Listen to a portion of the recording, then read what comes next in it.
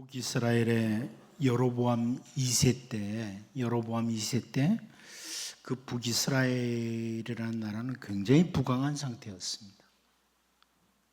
국토도 넓어지고 물질적으로도 아주 풍요로워진 상태가 바로 여로보암 2세 때입니다. 그런데 그때는 이 이스라엘 백성들이 우상 숭배와 함께 깊은 영적인 어두움에 사로잡혔습니다. 하나님께서 선지자들을 보내시되 그들 가운데 특별히 호세아 선지자를 보내시면서 호세아 8장 1절에서 이렇게 말씀하죠.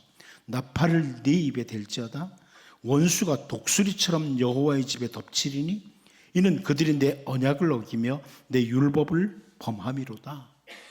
이렇게 강력한 경고의 메시지를 전하십니다. 하지만 아무리 선지자들이 심판의 날을 경고하고 또 경고를 해도 이스라엘 백성들은 우선 당장 먹을 것이 풍부하고 아주 강성한 상태니까 자기들의 잘못을 뉘우치고 돌아서질 않는 거예요. 여러분, 이게 보통 인간들의 보편적인 모습인데요. 모든 게 괜찮아요. 모든 게 괜찮으니까 아무리 메시지가 선포돼도 그냥 괜찮아 이러는 거죠. 왜요? 심판의 날이 멀리 있다고 생각하는 겁니다. 심판의 날이 아주 멀리 있다 이런 생각을 하기 때문에 그렇습니다. 하지만 주님의 경고를 계속 무시하고 살던 그들에게 여러분 잘 아는 것처럼 갑자기 심판의 날이 찾아왔어요. 갑자기 찾아왔습니다. 또 한쪽의 이야기, 이제 좀 전에 북이스라엘의 이야기라면 남쪽 유다의 상황도 하나 보죠. 남쪽 유다의 히스기야 왕 때입니다. 히스기야 왕이 죽을 병이 들었습니다. 기도를 해요. 하나님께서 그 병에서 살리주신다고 약속을 해주시고 하나님께서는 히스기야의 생명을 연장시켜 주셨습니다. 그때 바벨론의 사자들이 찾아왔는데 히스기야가 선지자 그 이사야와 함께 대화를 나누는 내용이 나옵니다. 열왕기하 20장 14절을 보면 선지자 이사야가 히스기야 왕에게 나와 그에게 이르되 이 사람들이 무슨 말을 하였으며 어디서부터 왕에게 왔나이까? 히스기야가 이르되 먼 지방 바벨론에서 왔나이다 하니. 저 먼 지방에 바벨론에서 왔습니다. 선지자 이사야가 또 다른 질문을 하고 히스기야가 대답하는데요. 다음 절이죠. 열왕기하 20장 15절을 보면 이사야가 이르되 그들이 왕궁에서 무엇을 보았나이까 하니 히스기야가 대답하되 내 궁에 있는 것을 그들이 다 보았나니 나의 창고에서 하나도 보이지 아니한 것이 없나이다 하더라. 이렇게 대답을 했습니다. 여러분, 이 대답을 듣고 선지자 이사야가 경고의 메시지를 전하죠. 열왕기하 20장 17절 18절이에요. 여호와의 말씀이 날이 이르리니 왕궁의 모든 것과 왕의 조상들이 오늘까지 쌓아두었던 것이 바벨론으로 옮김바되고 하나도 남지 아니할 것이요 또 왕의 몸에서 날 아들 중에서 사로잡혀 바벨론 왕궁의 환관이 되리라 하셨나이다 하니 그럽니다. 멀리 바벨론에서 왔어요. 그랬는데 바벨론에게 사로잡힐 것이다. 이렇게 경고의 메시지를 합니다. 자, 이렇게 심판의 날에 대한 경고를 들은 히스기야가 열왕기하 20장 19절에 그럽니다. 히스기야가 이사야에게 이르되 당신이 전한 바 여호와의 말씀이 선하니이다 하고 또 이르되 만일 내가 사는 날에 태평과 진실이 있을진데 어찌 선하지 아니하리요 하니라 그럽니다. 무슨 말이에요?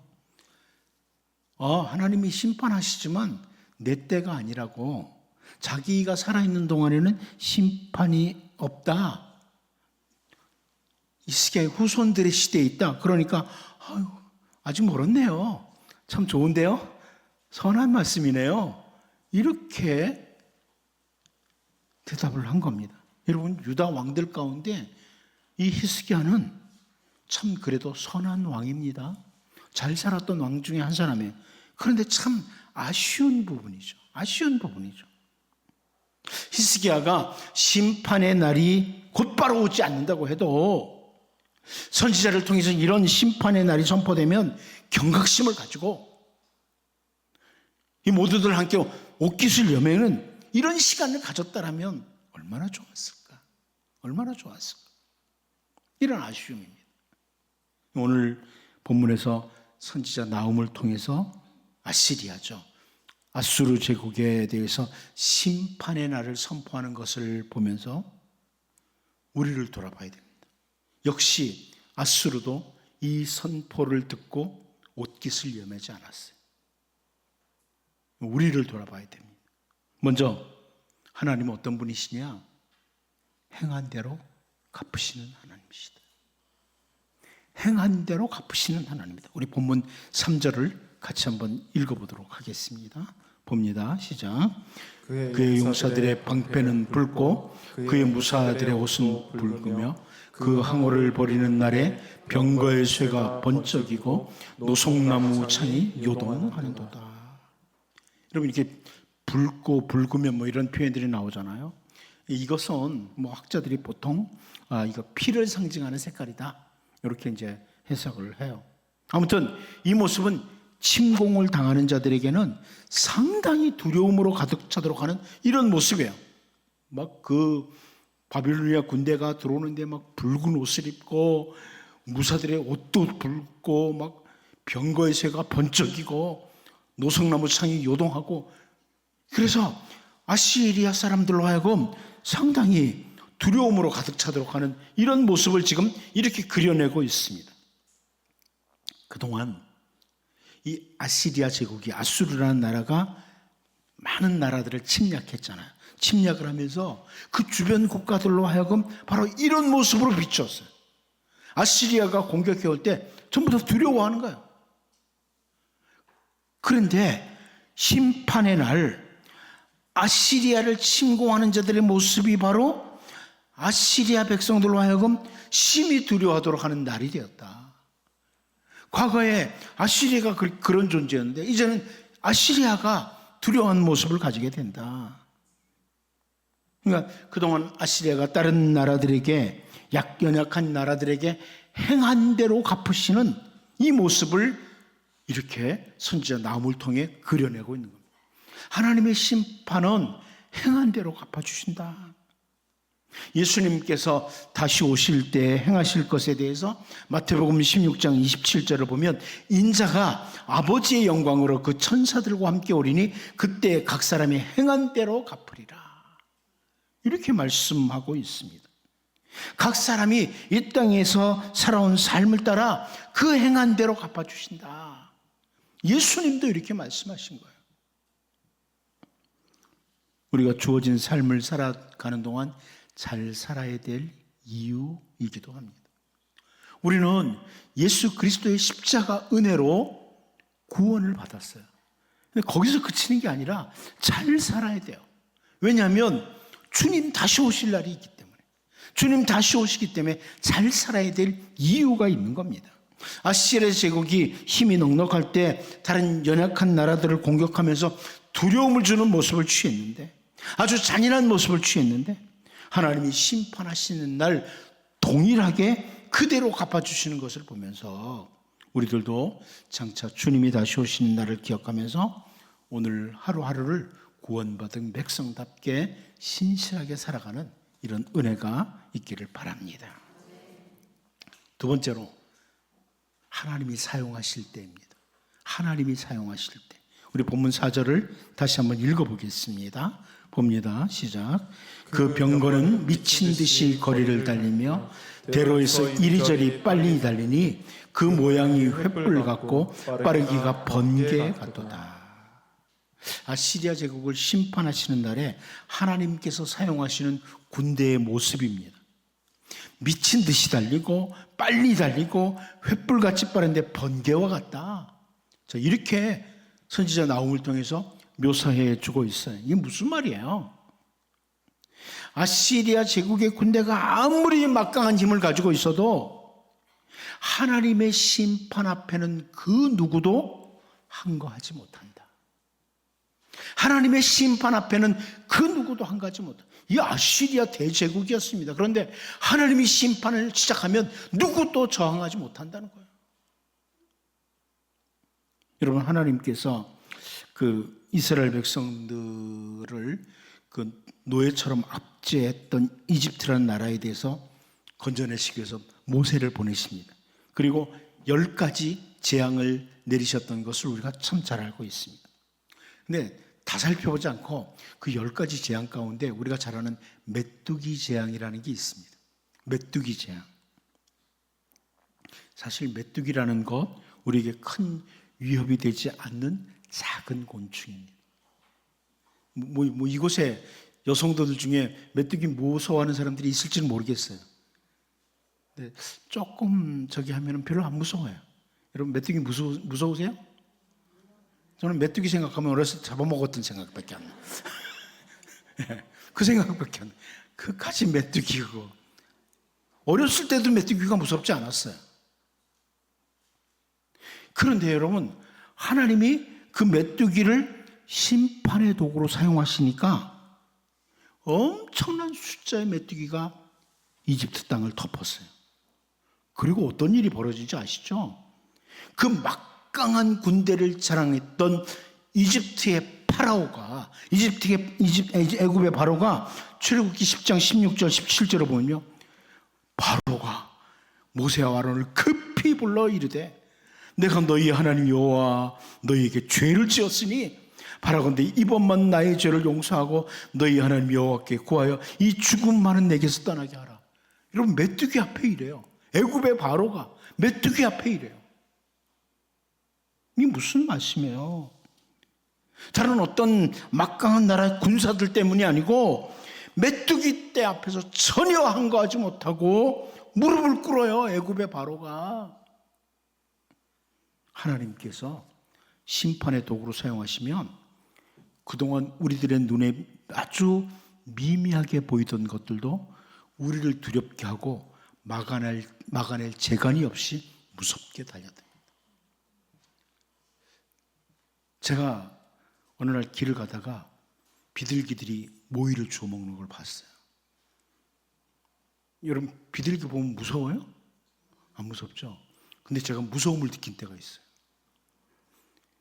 전에 새벽에 가는데 비둘기가 쫙 앉아 있는데 지나가려고 하다가 저것들이 한꺼번에 달려들면 어떡하지?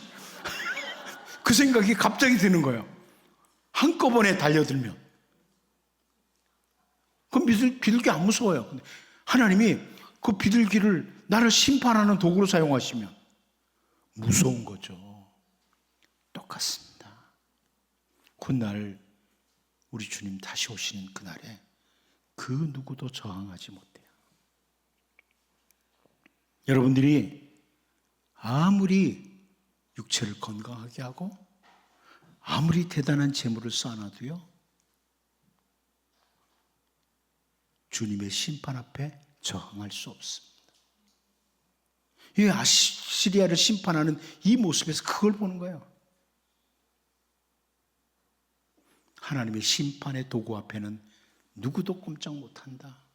이걸 기억하고 훗날 심판이 아니라 우리 주님이 참 잘했다, 잘 살았다 칭찬해 주시는 우리 모두가 되기를 바랍니다. 마지막 한 가지 더 봅니다. 대단한 것을 갖추었던 아수르도. 대단한 것을 갖추었던 아수르도. 우리 본문 5절을 다시 한번 읽어보도록 하겠습니다. 같이 봅니다. 시작.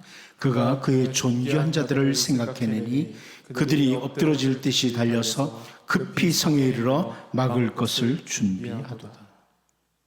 세번역 성경이 이렇게 번역합니다. 정의 부대를 앞세웠으나 거꾸러지면서도 돌격한다. 벼락같이 성벽에 들이닥쳐 성벽 부수는 장치를 설치한다. 이렇게 번역했습니다.